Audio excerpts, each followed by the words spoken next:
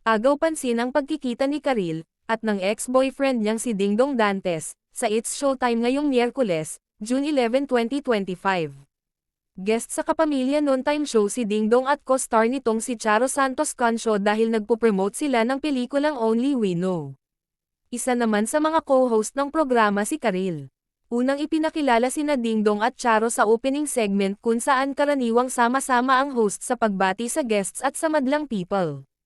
Pinansin ng netizens na wala si Karil sa opening segment. Pero present ang actress-singer sa Kids Sona segment.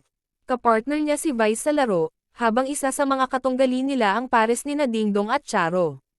Base sa telecast, walang direktang interaksyon ang couple.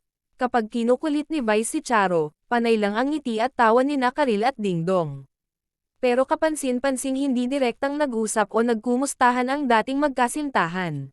Hindi rin sila inasar ng ibang It's Showtime hosts, na kilalang malakas sa isaran. Hindi naman kaila sa mga masugid na taga-subaybay ng noontime show na may mga pagkakataong inaasar ni Vice si Karil sa tuwing nauungkat ang nakaraan nito at ni Dingdong. Napansin iyon ng ibang netizens, na nagsabing behave ngayon ang hosts. Natuwa rin ang iba dahil saktong present si Karil sa It's Showtime. Noon kasing December 2023, bumisita ang mag-asawang Dingdong at Marian Rivera sa It's Showtime para mag-promote ng pelikulang Rewind. Pero wala noon si Karil. Nag-trend pa sa X ang pangalan ni Karil dahil sa paghahanap sa kanya ng ibang It's Showtime fans. Nagkataon namang may sakit noon si Karil, based na rin sa tweet nito noon.